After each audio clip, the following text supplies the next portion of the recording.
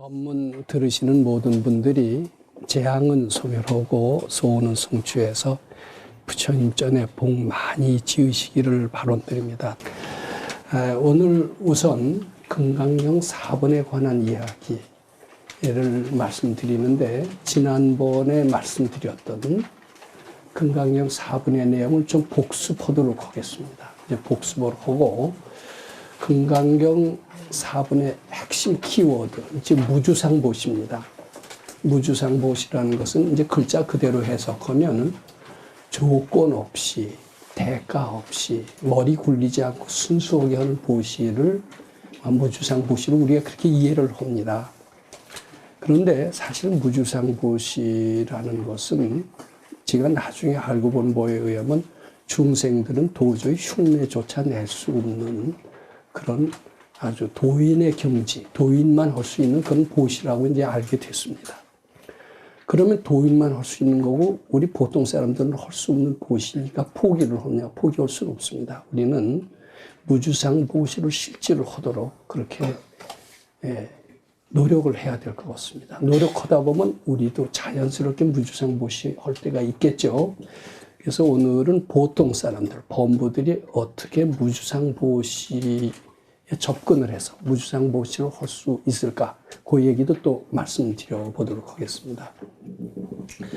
그리고 이제 선천적으로 무주상 보시가 잘 되는 사람들도 있는 것 같아요.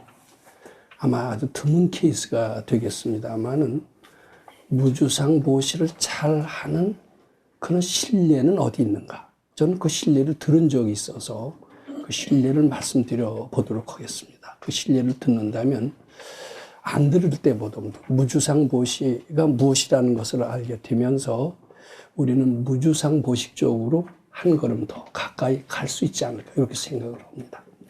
자, 우선 금강경 4부는 무슨 내용이냐, 이것을 먼저 말씀드리도록 하겠습니다. 지난번에도 잠시 말씀을 드린 적이 있었습니다.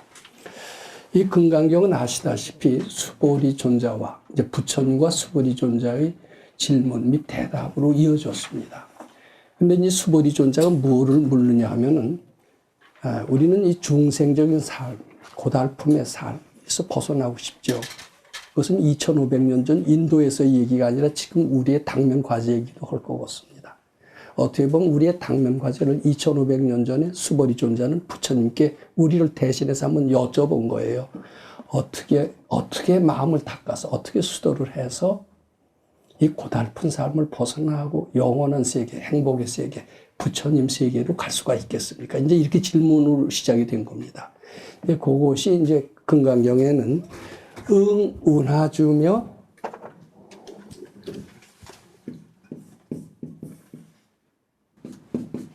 하고 운하 항복기시, 즉 어떻게 수도해서 어떻게 깨달음을 얻겠습니까? 이렇게 쉽게 그렇게 해석을 하고자 합니다.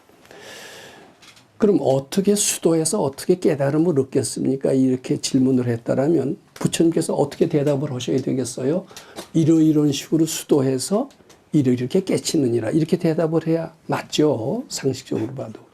근데 금강경 3분에 순서를 바꿔서 대답하셨어요. 어떻게 수도해서 어떻게 깨치느니라, 이렇게 얘기를 하시지 않고 깨침이 먼저고 수도는 나중에 하는 거래요. 그래서 금강경 3분에 이제 요 질문이 금강경 2분에 관한 질문입니다. 3분에는 깨치는 것부터 먼저 말씀을 하세요. 너희 어떻게 수도해서 깨치는 게 아니다. 본래 내가 부처인 것을 깨치는 것이 먼저니라. 깨치고 난 뒤에 수도를 해야지, 내가 부처인지도 모르고 수도하는 것은 아주 현명한 방법이 아니다. 이런 뜻이 포함되어 있습니다. 우리는 내가 어떻게 부처인 줄 안다라면 수도할 필요도 없다라고 생각을 하죠. 아니요, 그거는 아닌 것 같아요.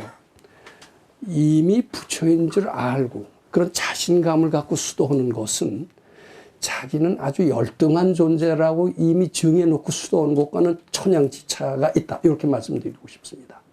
난 아주 열등한 존재다, 부처가 되기에는 어림도 없는 존재다, 이렇게 믿고 수도하는 한은 거의 한 걸음도 나갈 수가 없습니다. 부처님께서는 그것을 아시고 너희들은 열등한 존재라고 믿고 수도한다는 이런 사고방식에서 벗어나야 된다.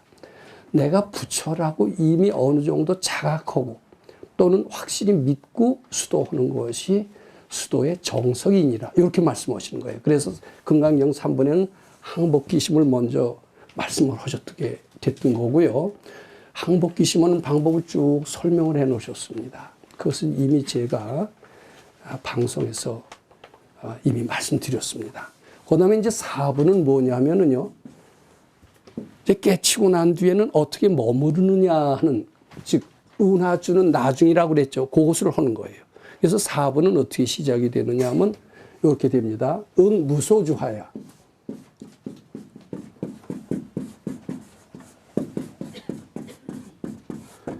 무소주하야 행어보심이 이제 이렇게 시작을 합니다. 이 주자를 유념해 주시기 바랍니다. 먼저 깨치고 난 뒤에 무소주하는 식으로 머물러라 이 뜻입니다. 보통 깨치고 나서 어떻게 그 깨침을 관리하느냐. 깨침을 관리하는 것을 선방에서 뭐라고 그러냐면 보림이라고 그럽니다. 보림 이렇게 얘기를 합니다. 보온다는 보자에다가 막기림자를 쓰면서 읽기는 보림으로 읽는 것 같아요. 깨치고 난 뒤에 그 깨침을 유지하는 것, 유지하는 행위, 이것을 보림이라고 하는데 말하자면 금강경 4번은 깨치고 난 뒤에 그 깨침을 유지하는 그 방법을 말씀하시는 것이다. 이렇게 제가 지난 시간에도 말씀을 드렸고 오늘 다시 되풀이해서 말씀을 드립니다. 무소주하는 식으로 해야 보림이 된다. 깨침이 유지가 된다. 이런 뜻도 됩니다. 자, 아무 머무름이 없이 보시를 해야만이 깨달음이 잘 보존이 된다. 우리가 이제 깨쳤다고 한번 가정합시다. 깨쳤다고 가정해서 이제 세상이 훤히 압니다. 세상을 모를 것이 훤히 알게끔 됐고 내가 부처라는 것도 알게 됐어요. 그럼 기분이 어떨까요? 되게 기분이 좋겠죠. 그러고 난 뒤에는 과실하고 싶은 생각이 들까요? 안 들까요? 과실을 해서는 안 된다는 거예요. 무소주해서 뭘 해라는 거예요. 티를 내지 않고 해라. 이런 뜻이 됩니다. 저 이런 얘기를 하면은 지가 머릿속으로 상상을 해서 멋지게 얘기도 잘하네. 이렇게 보시는 분이 있을 거예요. 아니요. 근데 그렇지 않아요. 저는 이게 제 머리로 궁리로 해서 제 상상으로 해서 말만 잘 되게 드리는 게 아닙니다. 실제로 이건 제 주위에서 실감나게 경험을 했습니다. 시간이 될지 모르지만 그 얘기를 좀 하고 넘어가도록 하겠습니다. 제가 출가해서 도인 밑에서 소사라 경기도 부천시에서 수도했다라는 말씀을 여러 번 드린 적이 있었습니다. 그때는 이제 아침에 하도 낮에 일이 많아서 아침에 금강경 한 번 읽고요. 저녁에 잘 때 한 번 읽는 것이 고작이었습니다. 그리고 낮에는 일이 많았기 때문에 이러면서 올라오는 생각을 부지런히 바치기만 했었던 것 같아요. 근데 이제 겨울이 되면 농사일도 짓고 목장일도 지어서 금강경 읽을 시간이 좀 많아집니다.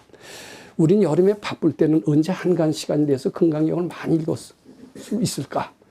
이게 늘 꿈이었습니다. 금강경 많이 읽고 싶은데 일에 밀려서, 일에 치여서 금강경을 읽을 시간이 없어요. 그리고 저녁 때 일을 하다가 금강경을 읽으면요. 한 5분도 안 가서 졸음이 오기 시작을 하는 겁니다. 그러니까 금강경 제대로 못 읽죠.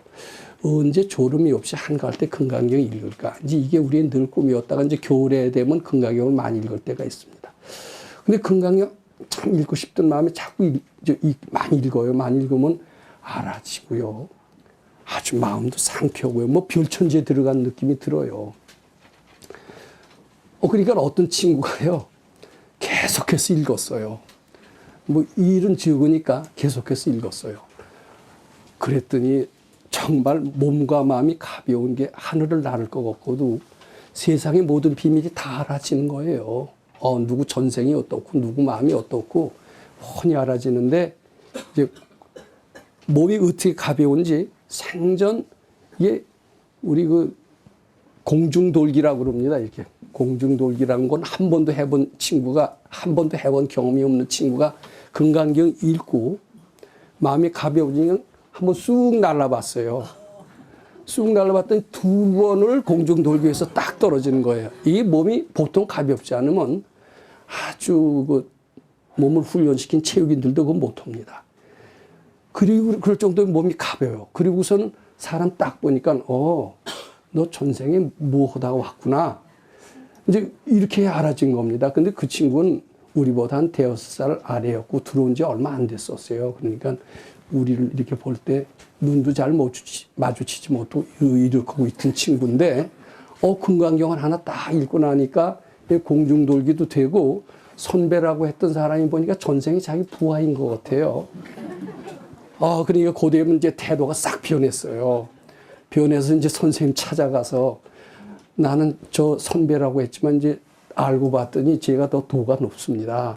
저 사람들하고는 같이 지낼 수가 없으니까 나는 선생님이 계신 아래체에서 오늘부터 자겠습니다. 이렇게 나간 겁니다. 자, 깨쳤어요.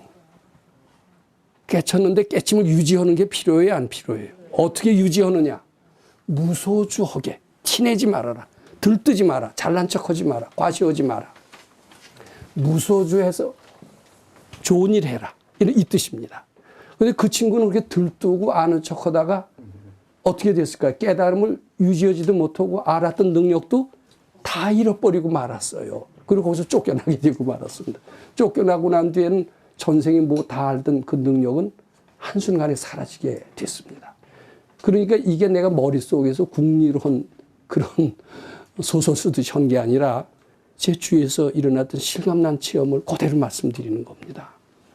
그러니까 이렇게 해야 그 깨달음이 유지가 되는 것이니라. 이렇게 얘기를 하는 겁니다. 그 다음에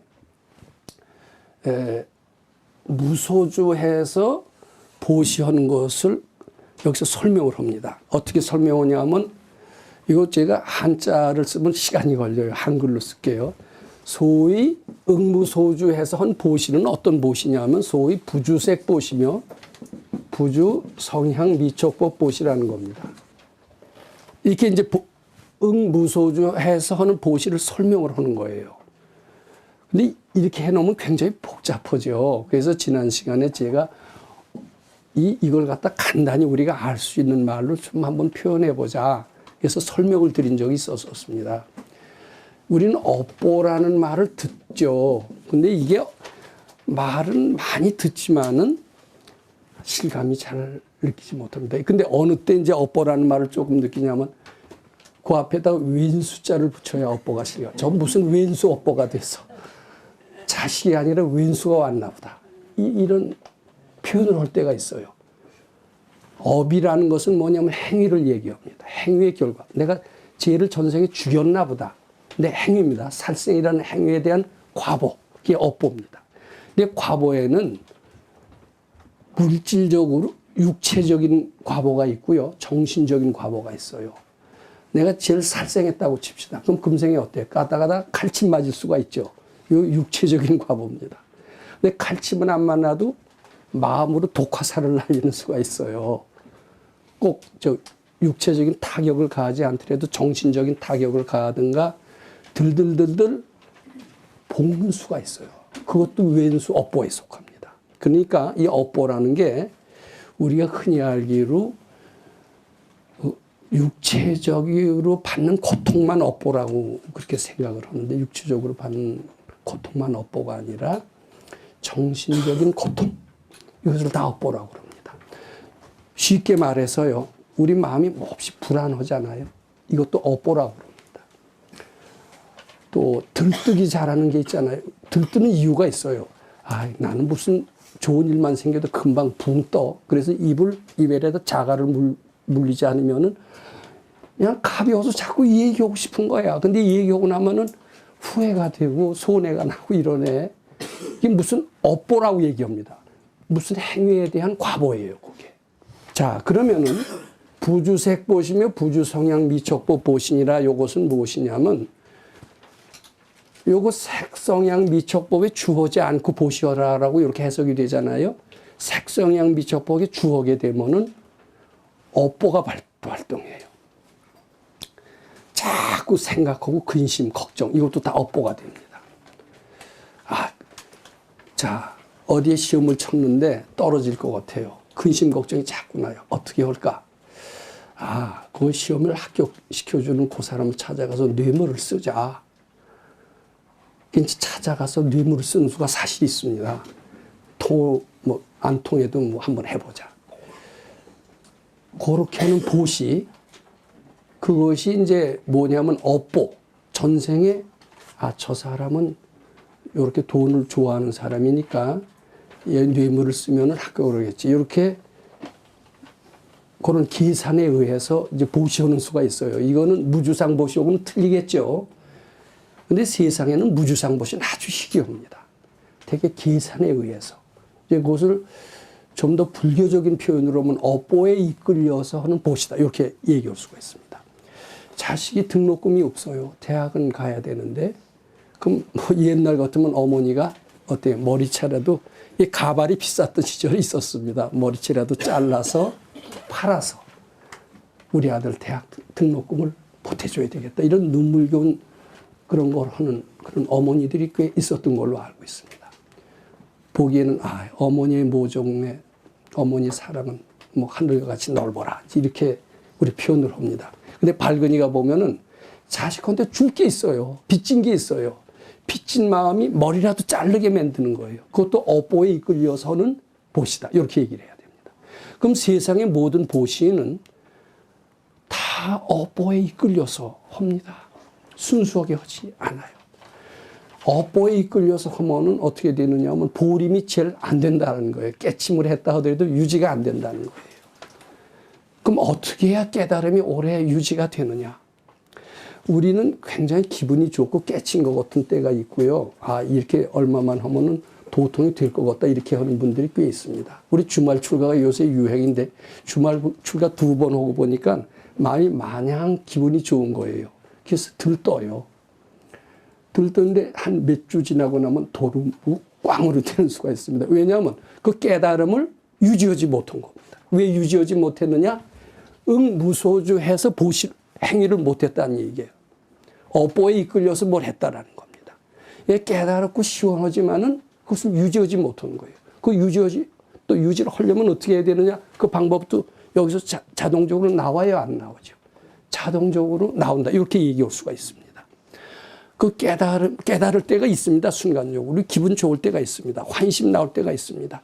이 환심이 오늘만 같아서는 안 된다. 내일 모레도 환심이 나고 매일매일 이 환심이 이어지리라.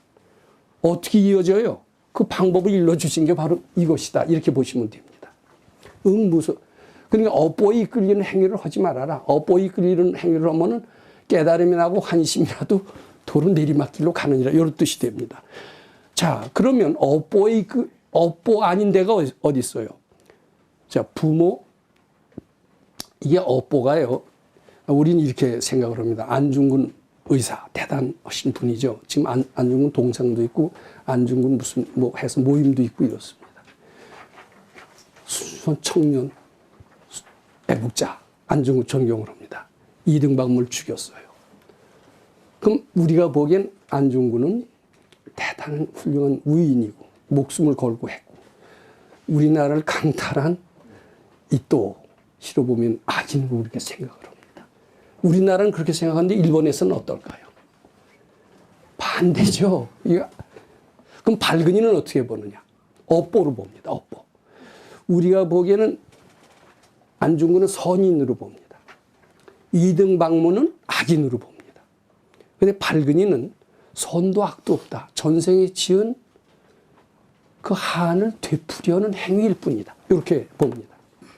그러니까 안중근도 우리가 안중근 좋아하시는 분들한테는 제가 욕먹을 쏠릴지 모릅니다만 이것도 내 머리에서 한 게 아니라 우리 백 선생님께 여쭤보고 한 거예요. 실제로 자기가 당했기 때문에 겉으로 보기엔 애국심 등등 이제 여러 표현으로 쓰고 안중근 의사를 대단히 추모하죠. 물론 애국심도 있었겠죠. 근데 그때만 하더라도요. 요새는 안중근을 욕하는 소리 들으면 아주 칼침 맞을 정도로 열혈 청년들 이런 사람들이 많이 있습니다만은 그 이등박물 죽였던 그 당시 1900년대 초 요때쯤 돼서는 안중근의 행위를 비난하는 사람이 많았던 것은 사실입니다. 이것을 아주 정의가 불의를 이겼다 이렇게 하는 것은 올바르지 않고 다 업보다 이렇게 하는 것이 정확하다고 보고, 그렇다고 보면은 내가 정의를 위해서 실천한다. 검사들이 정의를 구현하기 위해서 누굴 잡아넣었다. 알고 보면 다 전생의 업보 때문에 하는 거래요. 그럼 업보 아닌 데가 어디 있느냐? 업보 아닌 데가 어디 있어? 없죠. 부모한테 효도하는 거 다 업보래요. 또 뭐예요? 우리가 상상할 수 있는 건 다 업보입니다. 업보 노름입니다. 우리는 업보 노름 속에서 살고 있습니다. 업보 아닌 데가 어디 있느냐? 부처님이래요. 그래서 무주상보식, 부주어상이니 이것은 부처님 기쁘게 해드리기 위한 보시. 요것만이 업보를 지향하지 않고 그것을 무주상보시라고 한다. 이제 이렇게 지난 시간에도 말씀을 드린 적이 있습니다. 자, 그러면 오늘 두 번째 순서로 이 무주상보시를 어떻게 하면 우리가 실행하겠느냐. 우리 무주상보시 실행하는 것은 너무 우리 현실과는 거리가 먼 것 같습니다. 왜냐하면 우리 머릿속에는 탐진치로 꽉 차 있어요. 뭐 하나 하더라도 나도 모르게 계산이 딱 돼 있는 거예요. 그러니까 우리는 사실 무주상보시는 하기 상당히 난 무주상보시 곧잘 하는 거로 알고 있었습니다. 근데 이제 우리가 무료급식을 꽤 오래 했잖아요. 10년도 넘었습니다. 뭐 어느 때 누가 카운트를 뭐 꼭 하지는 않지만 카운트를 해보면 몇십만 명의 독거노인은 대접한 것 같아요. 그러면 사실 우리는 정부의 지원을 받지는 않습니다. 다 우리가 정부 지원 같은 거 해준다고 해도 우리 포기했어요. 우리는 마음 닦으려고 하는 거지 어디에 돈 받아서 보시하는 게 아니다. 우리는 순수한 무주상 보시를 정말 하고자 이 무료급식을 한 거다. 이렇게 이제 우리는 마음속으로 증오하고 무료급식을 시작한 지 13년이 됐습니다. 근데 만약 우리가 순수한 부처님 시봉을 위한 마음 닦기 위한 무주상 보시를 했다면은 보시를 하자마자 바로 발복이 됩니다. 근데 보시를 무주상 오래 하긴 했는데 발복은 물론 기대하지는 않았었어요. 근데 되긴 되는데 한참 있다 되더라고요. 안 되는 수도 있어요.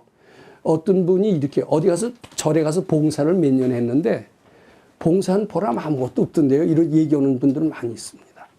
그건 무주상보시가 아니기 때문에 그렇습니다. 무주상보시는 알기 어렵습니다. 저는 무주상보시가 부처님 기쁘게 해드리기 위한 보시다. 내 어떤 이익을 남지 않게 하는 보시다. 이런 것을 어렴풋이 알고 했습니다. 어느 정도 무주상보시에 접근을 했습니다. 그래서 당장 효과가 나진 않았어도 상당히 조금 어느 정도 시간이 있은 뒤에는 상당히 더 많은 것이 돼서 되돌아왔습니다. 지금도 저는 무주상보시 혜택을 무척 많이, 무주상보시가 아니라 무료급식의 혜택을 많이 받고 있다고 봅니다. 근데 나보다도 더 순수하게 무주상보시를 행하는 사람이 있다고 칩시다. 그러면은 되돌아오는 발복의 속도는 굉장히 빠릅니다. 바로바로 됩니다. 바로바로 10배 이상. 예를 들어서 뭐 농담 같은 얘기입니다만 오늘 100만 원어치를 보시했다. 그러면 한 내일 모레쯤 1000만 원이 돼서 되돌아옵니다. 그건 진정한 무주상보시를 했기 때문에 그렇다라고 보고, 무주상보시는 바로 하늘을 감동시키고 바로 되돌아오게 하는 위력을 발휘한다. 이렇게 아셔야 됩니다. 아무리 했는데도 안 된다. 이렇게 얘기하면 너 제대로 무주상보시 못했다. 이렇게 얘기할 수가 있습니다. 그래서 금강경에 뭐라고 그랬어요? 무주상보시의 복덕은 불가사량이니라 이렇게 했는데 그거 틀린 얘기가 아니에요. 난 무주상보시 했는데 결과가 아무것도 없더라 이렇게 얘기하는 것은 무주상보시를 제대로 못했다. 이렇게 봐도 틀림이 없습니다. 자, 그런데 우리가 어떻게 진정한 무주상보시를 할 수 있느냐? 이제 요 얘기를 좀 말씀드리고자 합니다. 우리는 무주상보시 하기에는 너무 인색해요. 뭐 나 먹고 살 것도 없는데 어떻게 남한테 보시러냐 이런 얘기를 많이 합니다. 돈 있으면 내 자식 주지 뭐 때문에 남 주느냐 이렇게 또 얘기를 합니다. 그리고 남 주는 건 손해고 내가 갖고는 내 자식 주는 건 나한테 도움이 된다라고 이렇게 생각을 합니다. 이것은 어떻게 보면 지극히 상식적인 사고방식입니다. 또 틀린 것 같지도 않아요. 모든 사회 풍토가 다 그렇게 돼 있습니다. 주는 것은 손해고 받는 것은 이익이다라고 생각을 합니다. 한때는 요새는 신경제 이론이 나와서 틀립니다만 한때 경영이나 경제는 남이 돈을 어떻게 하면 효과적으로 뺏는 것. 이것이 효과적인 경영이라네요. 요새 경영은 어떤지 모르겠어요. 근데 노골적으로 그렇게 얘기합니다. 남이 돈 어떻게 잘 뺏는 게 경영이다. 이렇게 얘기하는 경영학자들이 없지는 않아요, 아직도. 주는 것이, 많이 베푸는 것이 효과적인 경영이다. 이렇게 얘기하는 분은 아직은 없는데 저는 언젠가 그럴 때가 올 거로 봅니다. 자, 어떻게 무주상보시를 잘 할 수 있을까? 저는 요 유인물에 이렇게 썼습니다. 세상은 참 고생이 많은 것 같아요. 고생이 많은데, 이제 고생이 올 때 대개는, 이제 가난하다고 칩시다. 가난해서 우리 어렸을 때로 돌아가서 학교 등록금도 내지를 못할 정도라고 칩시다. 대학을 갈 수도 없다. 그 말이에요. 그러니까 일찍이 생활전선에 뛰어들어가서 신문팔이도 하고 구두 닦기도 했던 저희 어렸을 때 시절이 있었습니다. 그러면은, 안 그런 그 소년들도 있지만 대개 부모를 원망하고 또 뭐 국가를 원망하고 뭐 이렇게 되는 수가 많아요. 그리고 저항을 하고 심지어는 아주 그 야쿠자, 깡패 노릇도 하고 도둑 노릇도 하면서 사회에 대한 복수를 하려고 하는 사람들이 있습니다. 보통 사람들이 그런 생각을 할 수 있다라고 생각합니다. 실직을 해서 살 길이 여기저기 취직을 해도 안 될 때 마지막 방법으로 부도덕적인 수단을 써서라도 어떻게 나는 살 수밖에 없지 않겠느냐. 부도덕적인 수단을 써서 살더라도 하늘이 나를 원망할 수 없을 것이다. 뭐 이런 사고방식을 갖고 하는 사람들이 없지 않습니다. 근데 그것은 이제 발근의 말에 의하면 선근이 좀 부족한 사람이고요. 선근이 있는 사람은 나에 대한 이런 고통을 누구의 원망으로 대처하지 않는다는 겁니다.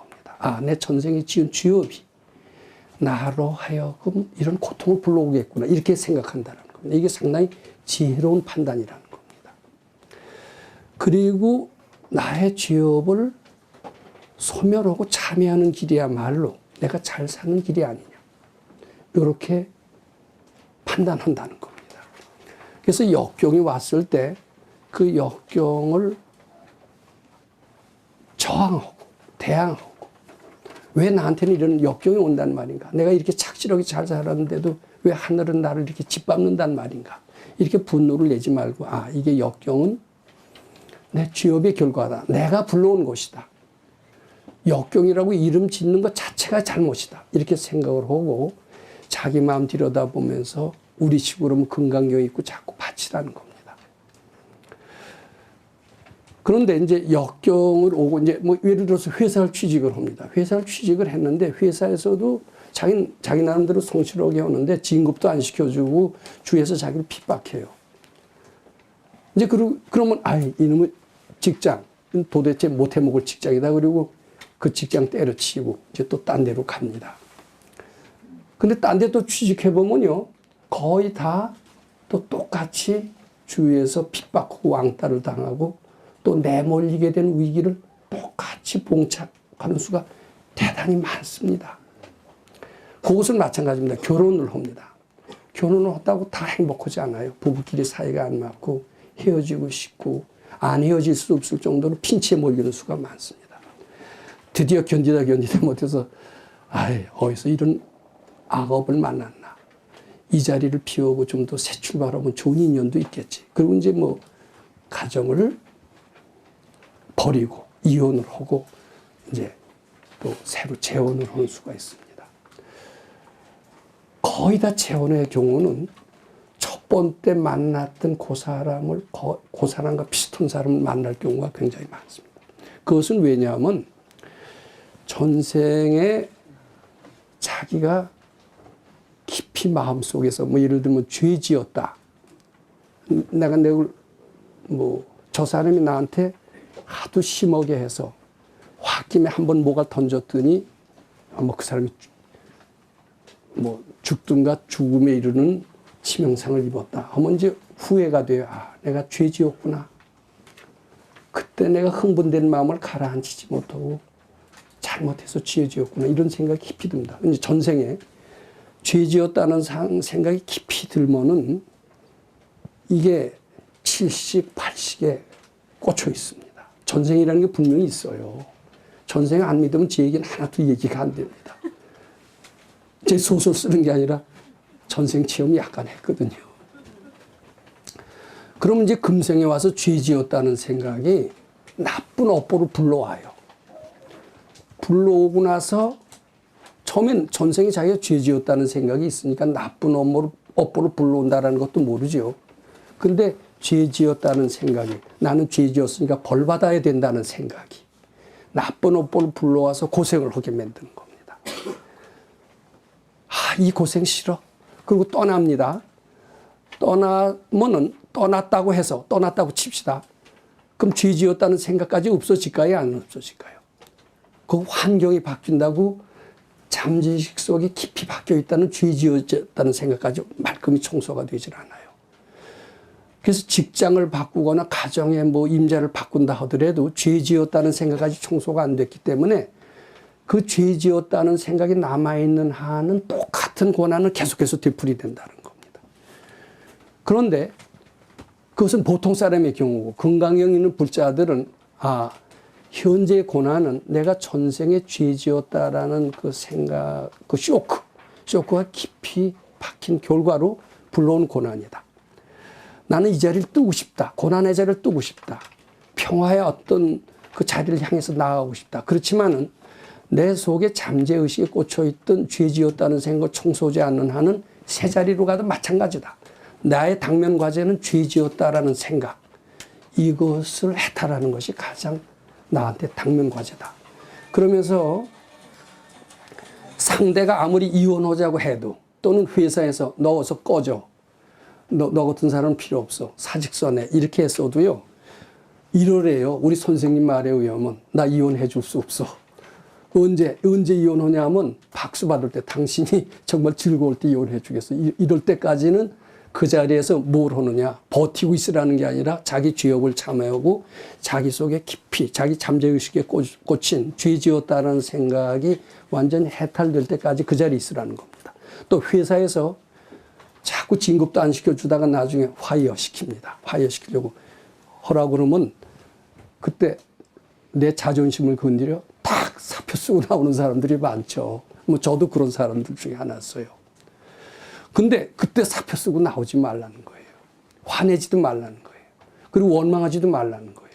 이렇게 나를 화이어시킨 것은 저 사람이 나쁜 것이 아니라 내가 스스로 죄 지었으니까 나는 화이어 당해야 되겠다라는 내 생각이 불러온 것이다. 이렇게 생각하라는 거예요.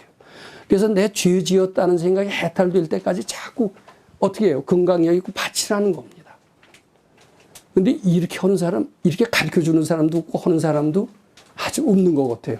저는 발끈해서 딱 발길질하고 나오고 싶었던 때가 너무나 장사도가 안 되면 팔이 날리고 그러면 때려치고 새 출발하고 싶어요? 안 하고 싶어요?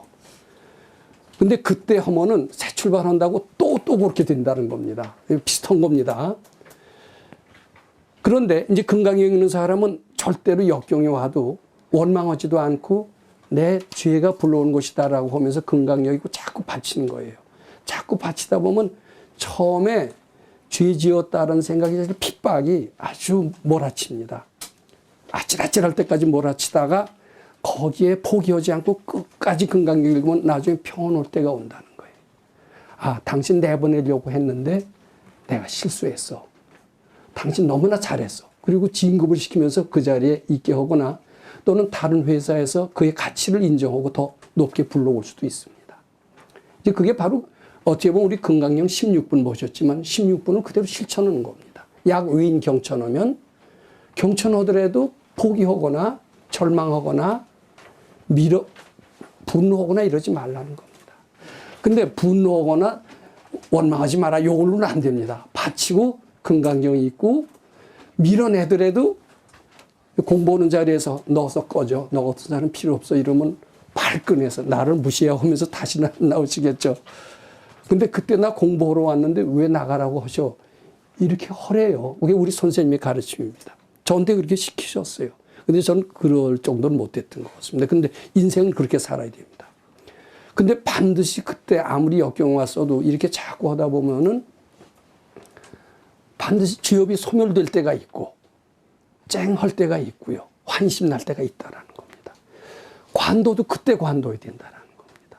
그러면 더 영광된 그런 삶을 찾는다는 거예요. 그렇게 되면은 지혜가 충만해서 그때 하는 것은 무주상보시가 됩니다. 그전에는 내가 죄 지었다는 생각을 하면은 벌 받을 길만 찾아서 오게 되지 진정한 다른 사람을 위한 부처님 시범을 위한 보시가 안 된다는 거죠. 이것이 보통 사람들이 무주상 보시로 접근해가는 하나의 방법이다. 이렇게 말씀드리고 싶습니다. 근데 선천적으로 무주상 보시가 잘 되는 이런 사람이 있어요. 이것은 다른 데서 듣기 어려운 이야기입니다만은 우리 선생님께서 이런 말씀을 해주신 적이 있습니다. 서가열의 당시라면 지금 2500년 전 인도 당시 얘기입니다. 거기 사위국 기수국 고도곤이라고 하는 데는 저도 한 2번 가봤습니다만은 그때 절이 어땠는지 모르지만 지금은 다 폐허가 되고 없었던 것을 뒤늦게 아쇼카 왕인가 하여튼 누가 발견해서 지금은 그 터만 남아있더라고요. 근데 그때는 2500년에는 절도 있었겠고 단청도 있었겠고 그렇겠죠. 근데 그 절에 부처님 공경하는 마음으로 단청을 칠했던 어떤 사람이 있었대요. 돈 받고 칠했을까요? 환심 나서 했을까요? 돈 받고 하면은요, 이 공덕이 안 된대요. 무주상보시 되겠어요? 안 되겠어요? 정말 부처님 공경하는 마음으로 정성껏 했다라는 겁니다. 정성껏 했는데, 정성껏 하고, 이제 다 끝나고, 자기 마음 속에는, 참 내 보람이 있다. 돈 안 받을수록 나는 더 충만하다. 돈 안 받았을 때 더 기쁨으로써 나한테 부처님은 보상해 주셨다. 이런 생각이 들까요? 그리고 스스로 생각하기에 나는 부처님 시봉하는 사람이다. 나는 이익으로 해서 사는 사람이 아니라 오로지 부처님 공경하는 그런 마음으로 사는 사람이다. 이런 그 인식이라고 할지 그것이 자기 마음속 깊이 아마 각인되어 있을 거로 저는 이렇게 생각을 합니다. 그리고 이 공경심 하나에서 오는 보상, 그 환희심은 수천억 원의 돈을 주는 것보다도 훨씬 더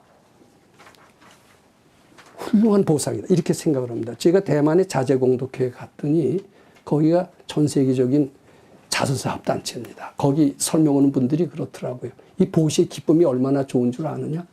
보시의 기쁨은 전 재산을 다 털어줘도 아까울 것 없을 정도의 보상을 받을 만한 보시의 기쁨이 있다. 이렇게 표현을 하더라고요. 아주 인상도 좋으신 분입니다.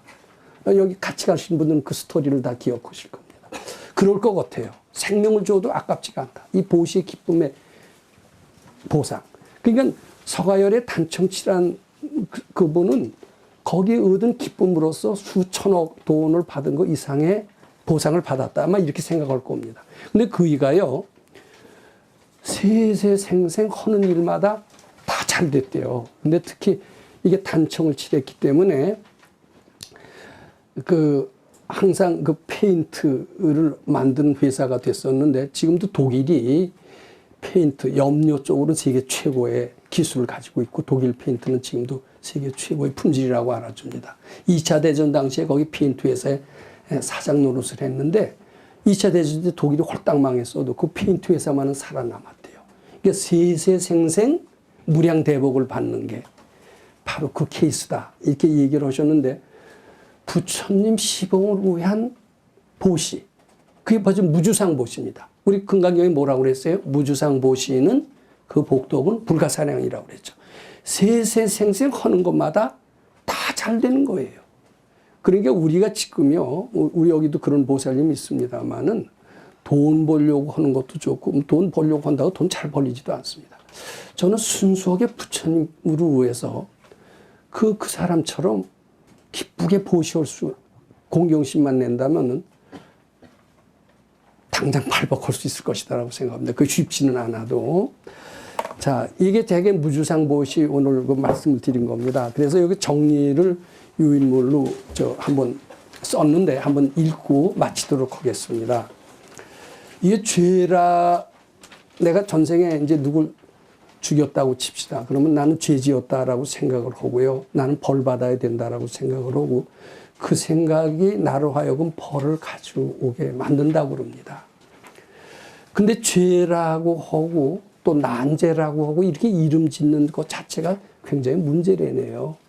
죄인지 아닌지는 나도 몰라요. 난제인지 아닌지는 모릅니다. 난제라고 이름 짓고 죄라고 이름 짓는 순간 그것이 고난이 돼서 나한테 달아온다는 겁니다.